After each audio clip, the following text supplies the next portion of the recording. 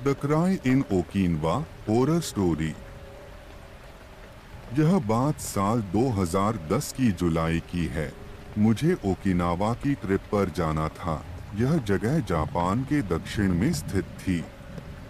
कुछ चर्च के पादरियों और किशोर कैथोलिक्स, टीनेज कैथलिक्स को भी मेरे साथ इस यात्रा पर जाना था।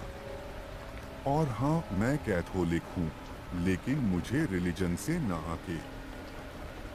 दोस्तों, मैं आपको बता दूं कि जापान में ओकिनावा उन स्थानों में से एक है जिन्हें द्वितीय विश्व युद्ध के परिणामों का सामना करना पड़ा था, जब अमेरिकी सेना द्वारा यहां हमला किया गया था, जिसके कारण कई लोग मारे गए, जिनमें जापानी नागरिक, जापानी सेना और अमेरिकी सेना शामिल थी।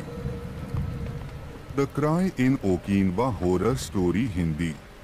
चूंकि मैंने ओकिनावा की कहानी के बारे में पहले से ही अध्ययन किया था, तो मुझे एक अजीब सा एहसास हुआ कि ओकिनावा के दर्शन करने से पहले मेरे साथ जरूर कुछ पैरानॉर्मल होगा। ओकिनावा उन स्थानों में से एक है जहां पर अमेरिकी सेना का एक बेस है। मेरा मानना है कि यह यात्रा का दूसरे दिन था। हम एक लोकल गाइड द्वारा गामा नामक एक भूमिगत निर्मित गुफा में गए। इस गुफा का उपयोग हवाई बमबारी होने पर स्थानीय लोगों की शरण स्थली के रूप में किया गया था, लेकिन कम स्वच्छता होने के कारण कई लोग यहाँ मारे गए, जैसे कि बच्चे, महिलाएं, बुजुर्ग और यहाँ तक कि बीमार या घायल लोग। और बस इतना ही नहीं, जापानी सेना ने तो अपने नागरिकों से यह भी कह दिया था कि जब अमेरिकी सैनिक आपके पास आए, तो इससे पहले कि वे आपको मारे, आप अपने आप को मार डालें। अपने गौरव के लिए मर जाना, जापान के लिए मर जाना। बारिश और बहुत अंधेरा होने के कारण गुफा फिसलन भरी थी, या मुझे कहना चाहिए पूरी अंधेरी, बिल्कुल अंधेरी। इसके कारण हमें हाथों में हैंड लाइट्स के साथ चलना पड़ा। जब हम आगे बढ़ रहे थे, तो हमारे पास थोड़ा समय था लाइट बंद करके यह देखने का कि यह जगह कितनी अंधेरी है। मेरा मतलब उस गुफा से था।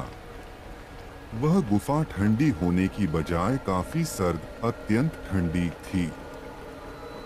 कुछ सेकंड के बाद मैंने गुफा में एक महिला के रोने की आवाज सुनी, लेकिन मैंने देखा कि हमारे साथ जो लड़कियां थी, यह उनकी आवाज नहीं थी। केवल 2 लड़कियां हमारे साथ यात्रा पर थी। और फिर मैं खुद से सोचने लगा कि यह किसी जिंदा इंसान की आवाज तो नहीं है। थोड़ी देर बाद हम गुफा से बाहर चले गए और पक्का करने के लिए मैंने उन लड़कियों से पूछा कि क्या उनमें से कोई रो रही थी क्या। लेकिन उनका जवाब था, हम में से कोई भी नहीं रो रहा था। और मैंने लड़कों से भी पूछा, लेकिन उनका भी वही जवाब था।